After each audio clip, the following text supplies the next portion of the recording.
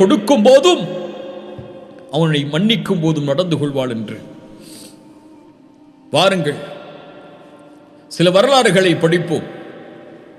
அவர்களிடத்தில் இருந்த இந்த குணம் எமக்கு பாடம், எனக்கு பாடம், உங்களுக்கு பாடம். சூரா யூசுப் 23வது வசனம். யாரை குறித்து பேசுகிறது இந்த வசனம்? யாரை குறித்து சூரா யூசுப் பேசும்? யூசுப் அலைஹிஸ்ஸலாமை குறித்து. அல்லாஹ் சொல்கிறான், وراودته التي هو في بيتها عن نفسه وغلقت الأبواب وقالت هيت لك قال معاذ الله.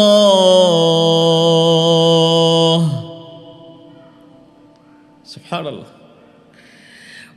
யூசுப் அலைஹிஸ்ஸலாமை அந்த பெண் தவறான ஆசை கொண்டு அழைக்கிறார்கள், என்னோடு வந்து இணைந்து கொள், தவறான செயலை செய் என்று. தன்னை வளர்த்தெடுத்த ஒரு பெண், தாயுடைய அந்தஸ்தில் மதிக்கக்கூடிய ஒரு பெண் தன்னை தவறான இச்சைக்கு அழைக்கிறார்கள். எல்லா வாய்ப்புகளும் உண்டு யூசுப்பிற்கு அந்த செயலை செய்வதற்கு, யாரும் இல்லை. ஆனால் அவர்களுடைய உள்ளத்தில் வந்த முதல் பயத்தை வெளிப்படுத்தினார்கள். قال معاذ الله. அல்லாஹ் என்னை பாதுகாப்பானாக பெண்ணே. சொன்னார்கள், இன்னஹு ரப்பி அஹ்ஸன மஸ்வாய்.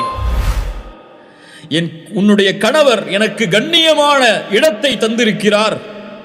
ஆம் கண்ணியத்துக்குரியவர்களே, அல்லாஹ்வோடு வெட்க குணத்தில் நடந்து கொள்பவர்தான் மனிதர்களிடத்திலும் வெட்க குணத்தோடு நடந்து கொள்வார்கள். யூசுப் அலைஹிஸ்ஸலாமுடைய பாடம் அது. உன் கணவர் என்னை அழகிய இடத்தில் வைத்திருக்கிறார். அநீதம் செய்யக்கூடியவர்கள் அல்லாஹ்விற்கு, அல்லாஹ்வுடைய இந்த தன்மைக்கு நன்மை செய்யக்கூடிய அடியார்களுக்கு அநீதம் செய்யக்கூடியவர்கள் ஒருபோதும் வெற்றி அடைய மாட்டார்கள் என்று சொன்னார்கள். ரசூலுல்லாஹி ஸல்லல்லாஹு அலைஹி வஸல்லம் அதைத்தான் சொன்னார்கள்.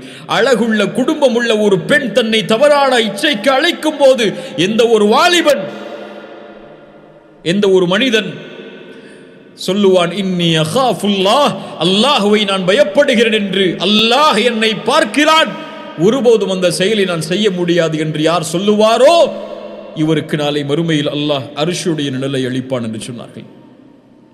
இன்னொரு நிகழ்வை கவனியுங்கள்.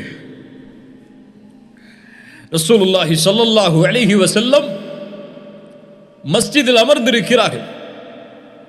ரசூலுடைய மஸ்ஜித், சஹாபாக்கள் சூழ, பெரும் சஹாபாக்கள் சூழ அந்த சபை சூழப்பட்டிருக்கிறது. அபூபக்கர் இருக்கிறார், உமர் இருக்கிறார் ரலியல்லாஹு அன்ஹுமா, மூத்த நபித்தோழர்கள். யா அல்லாஹ், இந்த சபையை நாளை மறுமையில் அல்லாஹ் நமக்கு தருவானாக அதில் அமர்வதற்கு. சஹாபாக்கள் சூழ அல்லாஹுடைய தூதர் பறவைகள் தலையில் உட்கார்ந்திருப்பதை போல் ரசூலுடைய பாடத்தை கேட்டுக்கொண்டிருக்கக்கூடிய சபை. அந்த நேரத்திலே ஹிஜாபை அணிந்து கொண்டு ஒரு பெண் அந்த சபைக்குள்ளே வருகிறார்கள். கண்ணியத்தோடு, அந்த கண்ணியம் உள்ளவருக்கு கண்ணியத்தை செலுத்தியதோடு உள்ளே வருகிறார்கள். யார் அந்த பெண் என்று எல்லா சஹாபாக்களும் திரும்பி பார்க்கிறார்கள். ஆனால் அந்த சஹாபிய பெண் ஒரு செயலை, ஒரு சொல்லை கூற வந்திருக்கிறார்கள். அதை கூறுவதற்கு அங்கு இருக்கக்கூடிய சஹாபாக்களை அவர் பயப்படவில்லை. அவர்கள் மீது உள்ள பயம் எதுவும் இல்லை, அவர்கள் மீது உள்ள வெட்கம் எதுவும் இல்லை. அல்லாஹுடைய தூதருக்கு முன்னால் வந்து அந்த ஹிஜாப் அணிந்த அந்த பெண் கண்ணியத்தோடு அல்லாஹுடைய தூதரை பார்த்து சொன்னார்கள், யா ரசூலல்லாஹ், நான் விபச்சாரம் செய்து விட்டேன் என்று. அல்லாஹு அக்பர்.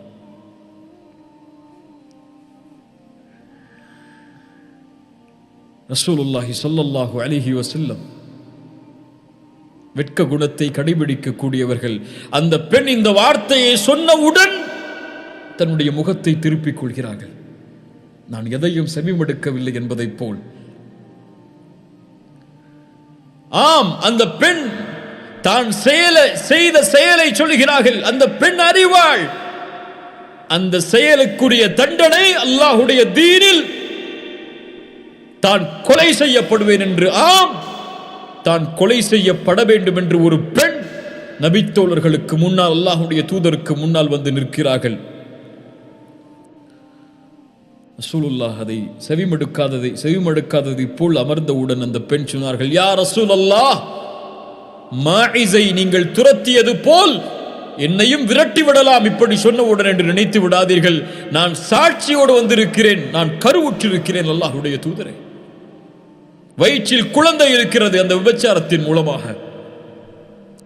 அந்த அருளின் நபி கால்நடைகளின் மீது இரக்கம் காட்டக்கூடியவர், மனிதர்கள் முஸ்லிம்கள் மீது, ஏன் காஃபிர்கள் கூட இரக்கம் காட்டக்கூடியவர். இப்படி ஒரு பெண்ணை பார்த்தால் எப்படி இரக்கம் காட்டாமல் இருப்பார்கள்? சொன்னார்கள், குழந்தையை பெற்றெடுத்ததற்கு பிறகு வா. ஆம், 9 மாதங்கள் கழிகிறது.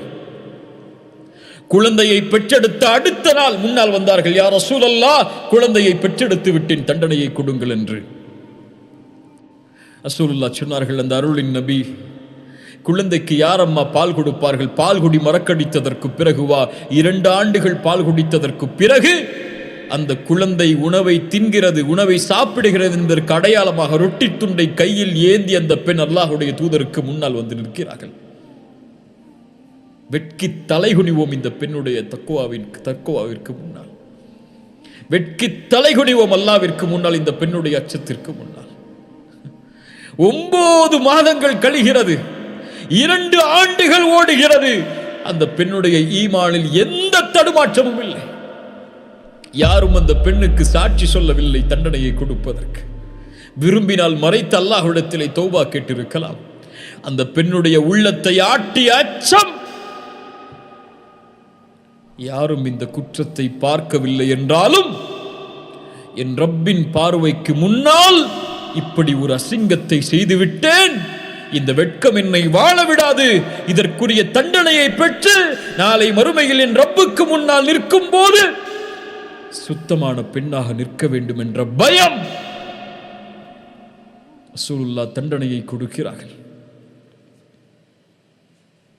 உமர் அவர்கள் ரசூலுல்லாஹ் அந்த பெண்ணுக்கு தொழுகை நடத்தும் போது தடுத்தார்கள். உபச்சாரம் செய்த பெண், அல்லாஹ்வுடைய தூதரே, உமரே, அந்த பெண் செய்த பாவ மன்னிப்பை மதீனாவில் இருக்கக்கூடிய 70 பேருக்கு பங்கு வைத்தாலும் நிரம்பிவிடும் உமரே என்று சொன்னார்.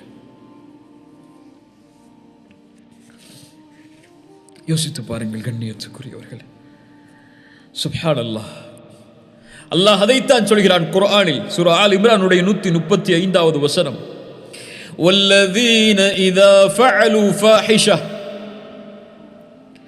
அவ் ظلموا அன்ஃபுஸஹும் ذكرுல்லாஹ். சொர்க்கவாதிகளின் பண்பை பற்றி சொல்கிறான். மானக்கேடான விஷயங்களை செய்வார்கள், தங்களுக்கு தாங்களே அநீதம் இழைப்பார்கள். ஆம், ஒரு கால் செய்து விடலாம், மனிதர்கள் தான் எல்லோரும். செய்தால் செய்து முடித்ததற்கு பிறகு அவர்களுடைய உள்ளத்தை தடுக்கக்கூடியது யாரும் பார்த்து விட்டார்களா என்ற பயம் அல்ல, ذكرுல்லாஹ், அல்லாஹ்வின் நினைவு. ذكرுல்லாஹ் ஃபஸ்தக்ஃபரு லிதுனூபிஹிம், ஓடி வருவான், யா அல்லாஹ் என்னை மன்னித்து விடு என்று. وَمَن يَغْفِرُ الذُّنُوبَ إِلَّا اللَّهُ, அல்லாஹ் சொல்கிறார், என்னை தவிர உன்னுடைய பாவத்தை யார் மன்னிக்க முடியும்? ஆனால் நிபந்தனை, வலம் யுஸிர்ரு அலா மா ஃபஅலு வஹும் யஅலமூன், அறிந்த நிலையில் அதே செயலில் தொடர்ந்து இருக்க மாட்டான். அல்லாஹ்வுடைய அன்பை உணர்ந்து கொள் அடியாடு, அல்லாஹ்வுடைய பார்வையை உணர்ந்து கொள் அடியாடு, அல்லாஹ்வுடைய மகத்துவத்தை உணர்ந்து கொள் அடியாடு, அல்லாஹ்வுடைய வெட்க குணத்தை உணர்ந்து கொள் அடியாடு. நிறுத்துங்கள் பாவங்களை, தொடராதே. உன்னை அசிங்கமான செயலை செய்வதற்கு எது தூண்டுகிறது? தூக்கி எறியதை. உன் மொபைல் போனா நிறுத்திக் கொள்ளதை, உன் அறையா திறந்து வை கதவை, உன் நண்பர்களா துண்டித்து விடு அந்த உறவை, நீ பார்க்கக்கூடிய சோசியல் மீடியாக்களா நிறுத்திக்கொள்.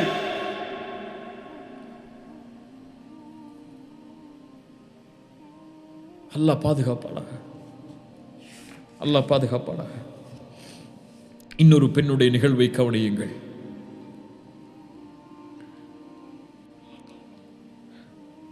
ரசூலுல்லாஹி ஸல்லல்லாஹு அலைஹி வஸல்லம் புகாரி முஸ்லிம் ரஹிமஹுமுல்லா பதிவு செய்கிறார்கள்.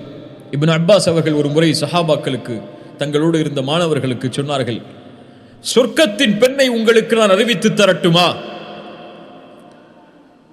சஹாபாக்கள் சொன்னார்கள், அங்கிருந்த தோழர்கள் சொன்னார்கள், சொல்லுங்கள் இப்னு அப்பாஸ். ரசூலுல்லாஹ் அடையாளம் காட்டிய சொர்க்கத்தின் பெண் அவர்கள். ஆம், இதோ அந்த கருப்பு நிறத்து பெண் தான். என்ன செய்தார்கள் அவர்கள்? என்ன செய்தார்கள் அந்த பெண் சொர்க்கம் செல்லுவதற்கு? ஒரு முறை அல்லாஹ்வுடைய தூதருக்கு முன்னால் வந்து சொன்னார்கள், யா ரசூலல்லாஹ், எனக்கு வலிப்பு நோய் இருக்கிறது, அதை குணப்படுத்த அல்லாஹ்விடத்திலே துஆ செய்யுங்கள். அந்த நோய் வந்தால் என் ஆடைகள் விலகிக் கொள்கிறது அல்லாஹ்வுடைய தூதரே. நான் அணிந்திருக்கக்கூடிய ஹிஜாப் விலகி என்னை அலங்கரித்திருக்கக்கூடிய அந்த ஆடைகள் எல்லாம் தெரிய ஆரம்பிக்கிறது. ரசூலுல்லாஹி ஸல்லல்லாஹு அலைஹி வஸல்லம் அந்த பெண்ணுக்கு 2 வாய்ப்பை கொடுத்தார்கள். அந்த வாய்ப்பை எமக்கு கொடுத்தால் நாம் எதை தேர்ந்தெடுப்போம் என்று உள்ளத்தில் கை வைத்து யோசித்து பாருங்கள். பெண்ணே, நீ பொறுமையாக இருந்தால் உனக்கு அல்லாஹ் சொர்க்கம் தருவான். இந்த நோயை பொறுத்து கொண்டால் அல்லாஹ் உனக்கு சொர்க்கம் தருவான். நான் குணப்படுத்த வேண்டும் என்று அல்லாஹ்விடத்திலே கேட்க வேண்டும் என்றால் நான் கேட்கிறேன், அல்லாஹ் குணப்படுத்துவான். என்ன சொல்லி இருப்பார்கள் அந்த பெண்? யா ரசூலல்லாஹ், நான் பொறுத்துக் கொள்கிறேன், இந்த நோயை நான் பொறுத்துக் கொள்கிறேன். சுப்ஹானல்லாஹ். ஆனால் யா ரசூலல்லாஹ், எனக்கு இந்த நோயை கூட நான் பொறுத்துக் கொள்கிறேன், ஆனால் முஸ்லிம் பெண்களை காது கொடுத்து கேளுங்கள், ஆனால் எனக்கு இந்த நோய் வரும்போது என்னுடைய இயற்கையான ஆடையை மீது நான் மறைத்திருக்கக்கூடிய அந்த ஆடை விலகி விடுகிறது மக்களுடைய பார்வைக்கு முன்னால். என்னால் அதை கட்டுப்படுத்த முடியவில்லை. அதனால் அதிலிருந்து மட்டும் அல்லாஹ்விடத்திலே துஆ செய்யுங்கள். அல்லாஹ்வுடைய தூதரே, அல்லாஹ்வுடைய தூதர் துஆ செய்தார்கள். இந்த பெண் கூறியது எதை? இன்றைய நம்முடைய முஸ்லிம் பெண்கள் எதை வெளிப்படுத்துகிறார்களோ, ஹிஜாப் என்று, ஆடை என்று, நானும் மறைத்திருக்கிறேன் என்று, அதை இன்றைய நம்முடைய முஸ்லிம் பெண்கள் எதை இன்ஸ்டாகிராமில் அல்லது பெண்கள் எதை மக்கள் பார்க்க வேண்டும் என்பதற்காக நான் ஒரு கவர்ச்சி பொருள், என்னை பார்த்துக் கொள்ளுங்கள் என்று அடையாளம் காட்டி நிற்கிறார்களோ, என் உடம்பு கவர்ச்சி, இதை பார்த்துக் கொள்ளுங்கள் என்று அழைக்கிறார்களோ, அதை வெளிப்படுகிறது அல்லாஹ்வுடைய தூதரே என்னுடைய ஆடைகள் ஹிஜாபில் இருந்து, அதற்காக அல்லாஹ்விடத்திலே துஆ செய்யுங்கள் என்றார்கள். சுப்ஹானல்லாஹ். எங்கே இந்த வெட்க குணம் நம்முடைய பெண்களிடத்தில்? ஹிஜாப் ஹலால், அது இல்லாமல் இருப்பது ஹராம். அல்லாஹ் உங்களுக்கு நரகத்தை தருவான் என்று எச்சரிக்கவில்லை. இந்த செய்திகளை உள்ளத்திலே ஏந்தி பாருங்கள். இவர்கள் முஃமினான பெண்கள், முஃமினான ஈமானுடைய வெட்கத்தை சுமந்த பெண்கள். இந்த உலகம் வெட்கத்திற்கு 1000 விளக்கம் சொல்லட்டும். என் ஆடை, என் உரிமை, இது என் உரிமை, அது யார் நீ கேள்வி கேட்பதற்கு என்றெல்லாம் சொல்லட்டும். ஆனால் ஈமானிய பெண் ஆயிஷா ரலியல்லாஹு அன்ஹா அவர்கள் சொல்லுகிறார்கள், அல்லாஹ்வுடைய தூதர் என்னுடைய அறையில் தான் அடக்கம் செய்யப்பட்டார்கள். அல்லாஹ்வுடைய தூதர் அடக்கம் செய்யப்பட்டவுடன் நான் இயற்கையான ஆடையில் இருப்பேன். என் வீடு அது. அபூபக்கர் அடக்கம் செய்யப்பட்டார்கள், என் தந்தை அதே ஆடையில் இருப்பேன். நபியின் மனைவி சித்திக்கின் மகள் சொல்கிறார்கள், உமர் அடக்கம் செய்யப்பட்டார்கள், அவர் எனக்கு அனுமதிக்கப்பட்டவர் அல்ல. உமர் அடக்கம் செய்யப்பட்டவுடன் என் ஆடைகளை நான் மூடிக்கொள்வேன் என் மீது. ஏன்? ஏன்? ஹயாஅம் மின் உமர். உமரோடு நான் நடந்து கொள்ள வேண்டிய வெட்க குணத்தால், உமரோடு நான் நடந்து கொள்ள வேண்டிய வெட்க குணத்தால். உமர் மையித், உமர் இறந்து விட்டார். அந்த இறந்து விட்ட ஜனாசாவோடு நான் நடந்து கொள்ள வேண்டிய வெட்க குணத்தால்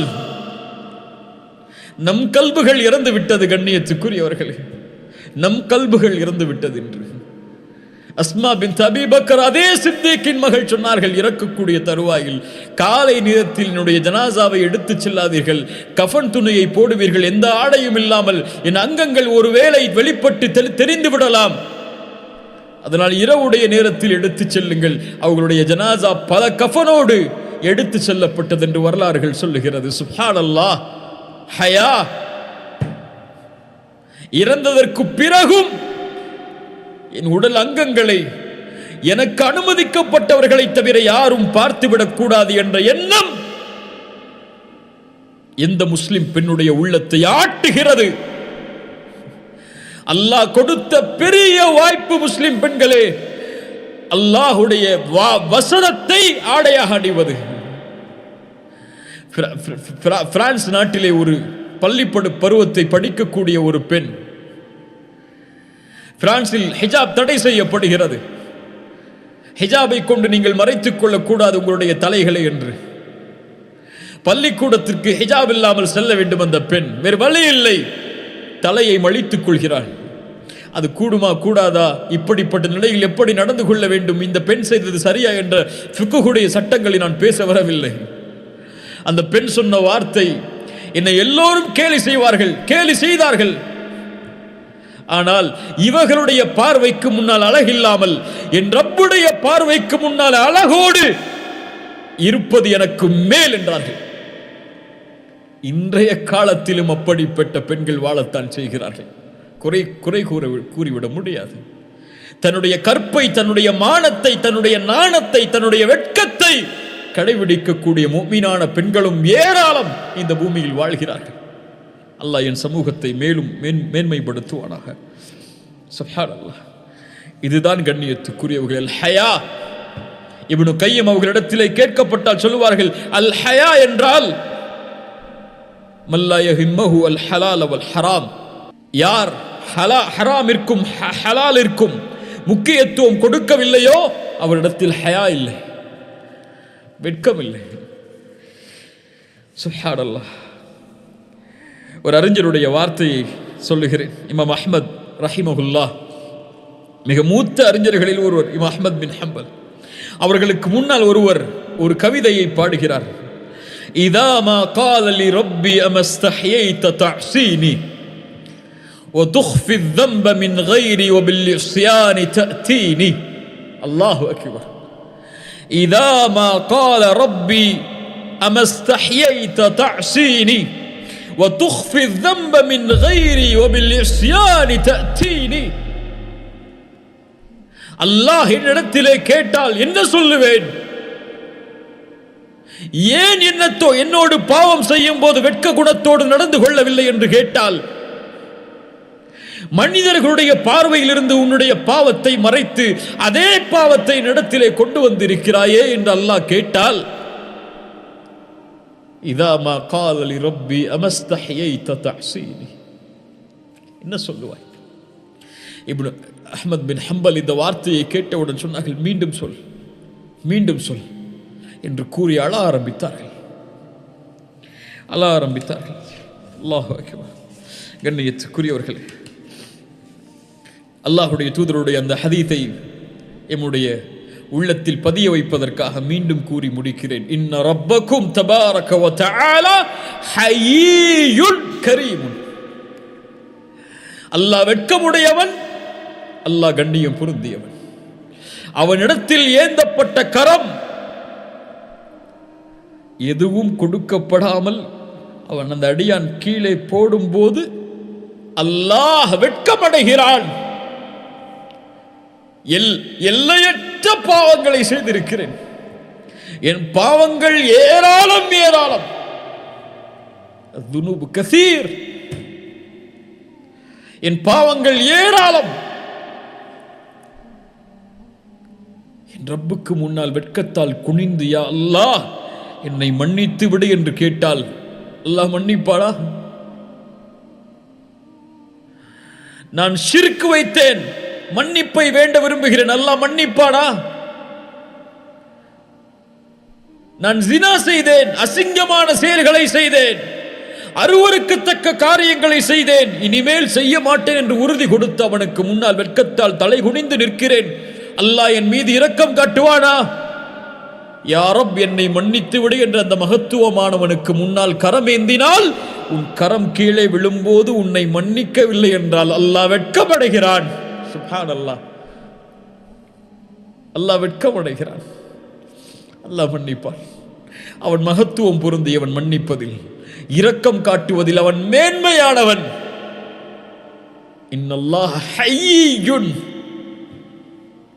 உன் தேவைகளை கேள். அது கொடுக்கப்படாமல் உன்னுடைய கரம் கீழே விழுந்தால் அல்லாஹ் வெட்கப்படுகிறான். ஒன்று கொடுப்பான், அல்லது அதற்கு பதிலாக அது உனக்கு சிறந்ததில்லை என்றால் அதற்கு ஏற்றால் போல் வரக்கூடிய சோதனைகளை நீக்குவான், அல்லது மறுமையில் நன்மைகளை தருவான். இந்த மூன்றில் ஏதாவது ஒன்று கிடைக்கும். வெறுமையாக யாருடைய கரமும் கீழே விழாது.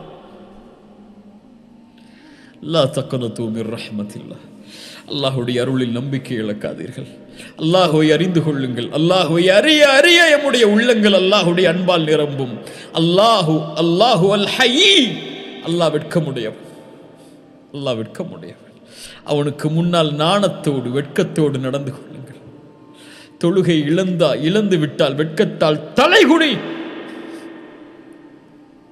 பாவங்களை செய்தால் வெட்கத்தால் தலைகுனி. ذكروا فاستغفروا لذنوبهم ومن يغفر الذنوب الا الله. அல்லாஹ்வை தவிர நம்முடைய பாவங்களை யார் மன்னிக்க முடியும்? அல்லாஹ்விடத்திலே பாவ மன்னிப்பை தேடுவோம். அல்லாஹ் நம்முடைய பாவங்களை மன்னிப்பானாக. நம்முடைய சிரமங்களை அல்லாஹ் நீக்குவானாக. நம்முடைய கஷ்டங்களை எல்லாம் நீக்குவானாக. அல்லாஹ் ரப்புல் ஆலமீன் இன்றைய காலத்திலே உலகத்திலே நடக்கக்கூடிய இந்த சோதனையிலிருந்து எமக்கு விடுதலை அளிப்பானாக. எல்லாம் அல்லாஹ்வுடைய நலவின் அடிப்படையில், அல்லாஹ்வுடைய முடிவின் அடிப்படையில் நடப்பதுதான். அல்லாஹ் ரப்புல் ஆலமீன் இந்த செயலை என்னிடமிருந்தும் உங்களிடமிருந்தும் அல்லாஹ் அங்கீகரிக்கட்டும். ஜஸாக்குமுல்லாஹு ஹைர். இன்ஷா அல்லாஹ் அடுத்த வாரம் அல்லாஹ்வுடைய இன்னொரு தன்மையோடு, அல்லாஹ்வுடைய இன்னொரு பெயரோடு உங்களை சந்திக்கிறேன். அல்லாஹ் ரப்புல் ஆலமீன் அதற்குரிய கல்வியையும் அதனுடைய தெளிவையும் அதை விளக்குவதற்குரிய ஆற்றலையும் அல்லாஹ் எனக்கும் அதை புரிந்து கொள்ளக்கூடிய ஆற்றலை எனக்கும் உங்களுக்கும் அல்லாஹ் தருவானாக. ஜஸாக்குமுல்லாஹு ஹைரன். பாரக்கல்லாஹு ஃபீக்கும். அகூலு கௌலி ஹாதா அஸ்தக்ஃபிருல்லாஹ லீ வ லக்கும். அஸ்ஸலாமு அலைக்கும் வ ரஹ்மத்துல்லாஹி வ பரகாத்துஹு.